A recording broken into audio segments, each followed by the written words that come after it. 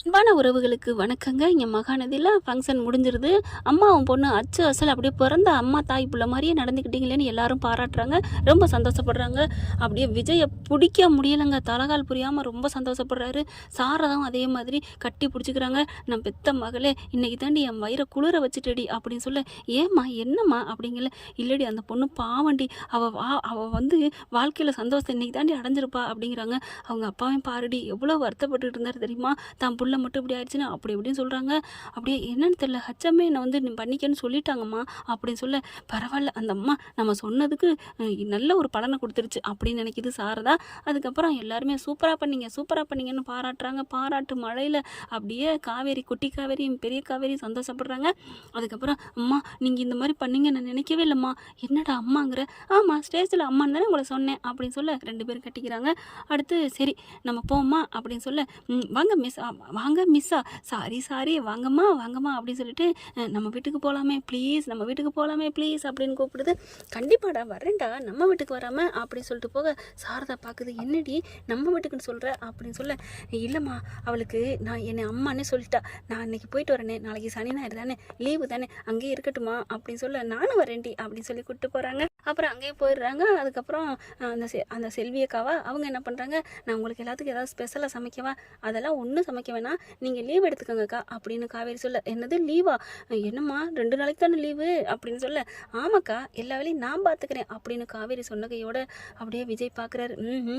அப்போ சமைக்கிறதுக்கு ரெடி, வீட்டாளாக மாறிட்டா, ஆஹா அப்படின்னு நினச்சிட்டு காவேரி வேலை பார்க்கக்கூடாதான். உடனே என்ன பண்ணுறாரு, இல்லை மிஸ் அவங்க இருக்கட்டும், அக்கா இருந்தால் தான் கொஞ்சம் தாத்தாவுக்குலாம் சுடுதண்ணி வச்சு கொடுப்பாங்க, எல்லாமே பண்ணுவாங்க, அதை நான் பார்த்துக்கிறேன் அப்படின்னு காவேரி சொல்ல, இல்லை பாப்பாவுக்கு அம்முக்கு எல்லாமே அதை நான் பார்க்குறேங்க, நான் எதுக்கு இருக்கேன், என்ன நீங்கள் ஒரு ஆளாகவே சேர்த்துக்க மாட்டேங்கிறீங்க, அப்போ சும்மாவா ஏன் விட்டாலுன்னு சொன்னது. ஐயோ அம்மா தாயே ஆளை விடுமா, செல்வியக்கா நீ லீவு வேணும் கேட்டியாக்கா, கிளம்புக்கா அப்படின்னு சொல்ல, என்னையா இப்படி பயப்படுறீங்க, பொண்டாட்டிக்கு பயப்படாதே உலகத்தில் எவனாவது உண்டா என்ன அப்படின்னு வாயை விட்டு சொல்ல, என்னது பொண்டாட்டியா, ஐயோ சாரிங்க பொண்டாட்டி மாதிரி, இந்த அக்காட்டையாவது உண்மையை சொல்லி மனசை ஆற்றிக்குவோமா, சரி பார்ப்போம் அப்படின்னு நினைக்கிறாங்க. அதுக்கப்புறம் செல்வி என்ன பண்ணுது, எனக்கு உங்களெல்லாம் பார்க்கணும், இங்கே இருக்கணும்னு இருக்குது, எனக்கு என்னமோ தெரியல, இந்த வீட்டில் வேலை பார்த்தா இங்கே இருந்துக்கிட்டே இருக்கணும், பொழுதுக்கும் எனக்கு வந்து பார்க்கணும் போல இருக்குது தம்பி அப்படின்னு சொல்ல, உடனே காவேரி பார்க்குறாங்க. 2 நாள் அப்புறம் வாங்க, நானா வேணாங்கிறேன். அப்போது மிஸ் நீங்கள் 2 நாள் கழிச்சு போயிடுவீங்களா? இல்லைடா சமைக்கிறதுக்கு மட்டும் 2 நாள் லீவ் விட்டுருக்கேன், அப்புறம் நான் வரப்போதாண்டா இருப்பேன் அப்படின்னு சொல்லிட்டு செல்வியை அனுப்புகிறாங்க. ஆனால் செல்விக்கு போக மனசே இல்லைங்க, அப்படியே வாசலில் உட்காந்துருக்கு. என்னக்கா அப்படிங்கிறாங்க. இல்லை தம்பி, அம்மு பாப்பா இருந்தான்னா எனக்கு என்னமோ தெரியல இங்கே இருக்குன்னு தோணுது அப்படிங்கிறாங்க. தெரியல அவள் இங்கே போக சொல்கிறா அப்படின்னுங்கிறாங்க. அதுக்கப்புறம் எதுக்கு நான் அவங்கள போக சொன்னேன்னா, ஒரு விஷயம் இருக்குது, எல்லாத்துக்கும் நான் தான் சமைக்க போகிறேன் அப்படின்னு சொல்லிட்டு எல்லா பொருளையும் வாங்கிட்டு வந்து வேகமாக சமைக்க ஆரம்பிக்கிறாங்க. அப்படி வரைஞ்சு கட்டிக்கிறாங்க, சேலையை தூக்கிக்கிட்டு பார்க்க ஆரம்பிக்கிறாங்க. என்ன சமைக்கிறீங்க? இன்றைக்கி ஃபிஷ் ஐட்டம் எல்லாமே, கடலில் ஓடுறது போடுறது எல்லாம் பண்ண போகிறேன் அப்படின்னு சொல்லிட்டு எல்லாமே ஆஞ்சே வந்துடுதுங்க. ஆர்டர் போட்டுறாங்க. இதெல்லாம் எப்போங்க நடந்துச்சு? அதெல்லாம் நடத்திட்டோம்ல அப்படின்னு சொல்லி எல்லாம் பண்ணுறாங்க. அதுக்கப்புறம் சாப்பிட்றாங்க, வைக்கிறாங்க. அப்புறம் பார்த்தா அந்த பொண்ணை, அந்த பாப்பா பேத்தியை தூக்கி சாரதை ரொம்ப கொஞ்சுறாங்களா. காவேரி பார்க்குது, என்னம்மா இந்த குழந்தையவே அவ்வளோ அழகாக கொஞ்சம் தூக்குற, என்ன கூட நீ இப்படி கொஞ்சினான்னு எனக்கே தெரிலம்மா, உண்மையை சொல்லுமா என்னம்மா நடக்குது?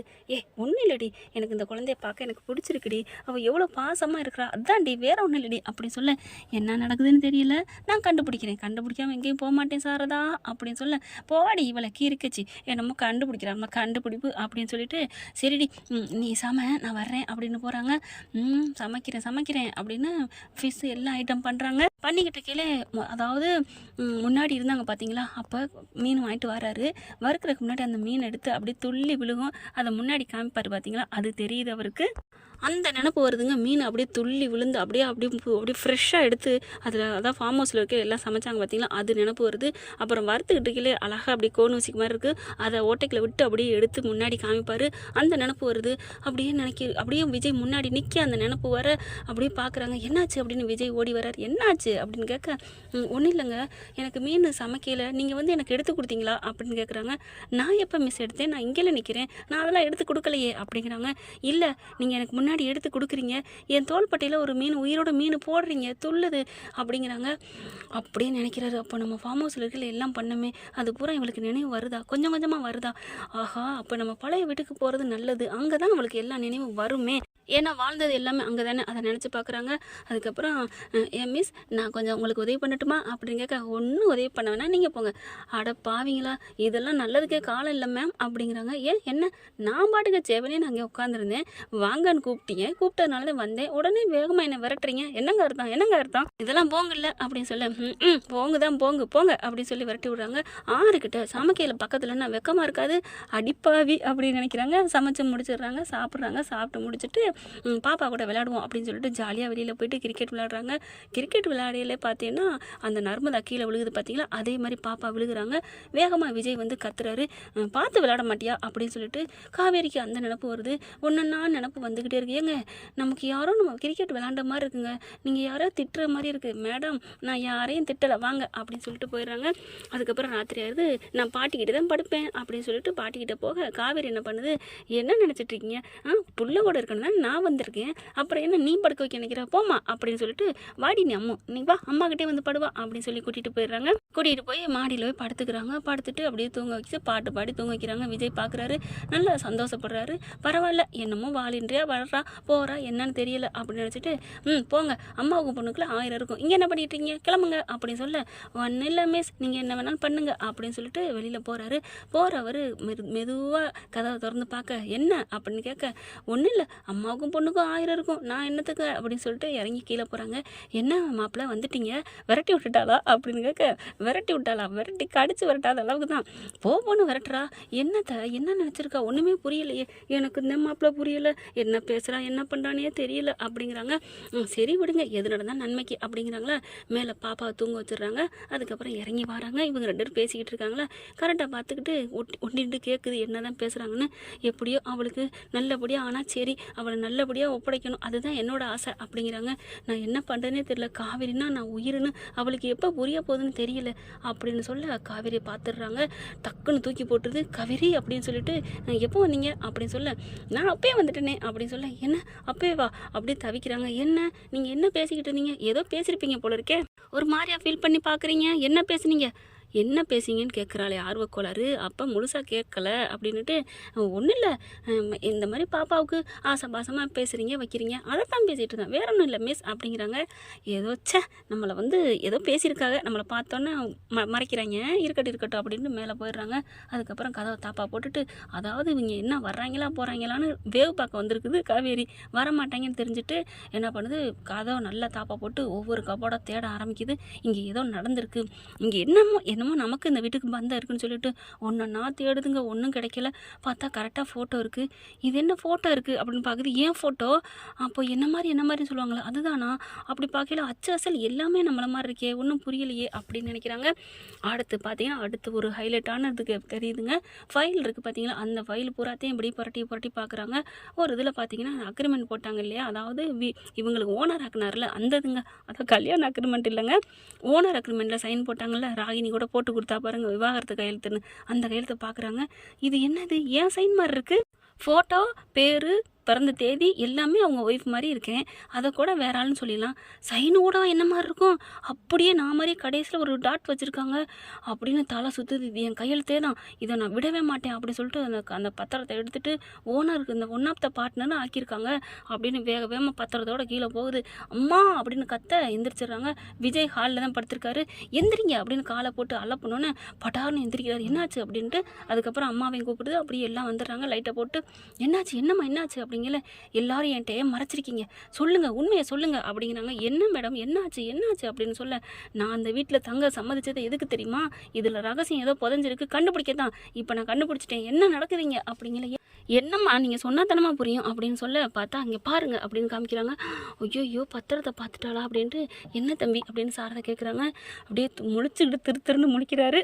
உண்மையை சொல்லுங்க, இது என்னது, என் சைனுமா இருக்கும், உங்கள் பொண்டாட்டி போட்ட கையெழுத்துன்னு சொல்லி மறைக்காதீங்க மழுப்பாதீங்க, சொல்லுங்க அப்படின்னு சொல்ல, நான் யார் உங்களுக்கு, என் சைன் உங்கள் இதில் பார்ட்னராக எப்படி வந்திருக்கு, என் மிஸ்ஸஸ்ன்னு நீங்கள் போட்டிருக்கீங்க, எப்படி காவேரி விஜய்னு போட்டிருக்கேன், ஐயோ சொல்லுங்க அப்படிங்கல, நான் யார் உங்களுக்கு, நான் சொல்கிறேன்டி நீ என் பொண்டாட்டிடி அப்படின்னு கத்திடுறாரு. என்னது பொண்டாட்டியா அப்படின்னு தலை சுற்றுது. ஆமாம் நான் சொன்ன கதை எல்லாமே நீதாண்டி என் பொண்டாட்டி அப்படின்னு சொல்ல அப்படியே ஆடி போகிறாங்க.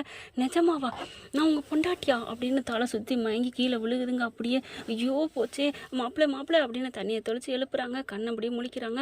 முழிச்சதோட காவேரி என்ன தெரியுதா அப்படிங்கல.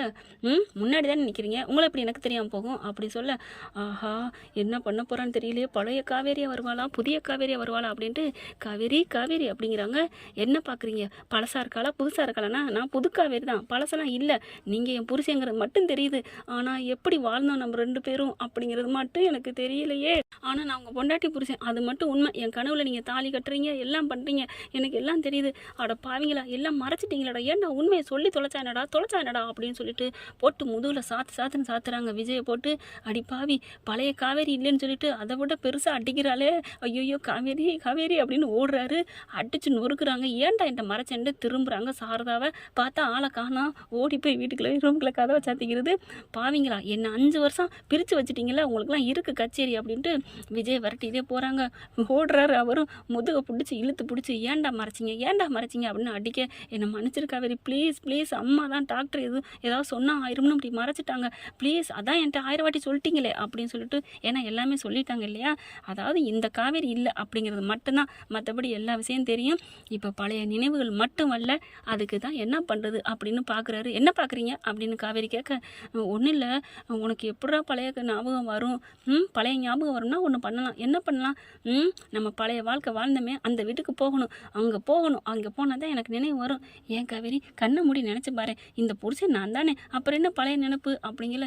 நான் என்னடா பண்ணுவேன் வராததுக்கு அப்படின்னு சொல்ல, ஒருவேளை கொடைக்கானல் போமா அப்படிங்கிறாங்க. கொடைக்கானல் போகலாம் அப்படின்னு சொல்லிட்டு, அப்போ நீங்கள் தான் என் புருஷனா, அடிப்பாவி இவ்வளோ நேரம் செல்லாமல் உரிமையை அடி புருஷங்கிற கடமைலானே அடிச்ச அப்படின்னு சொல்ல, அப்படியே பார்க்குறாங்க காவேரி.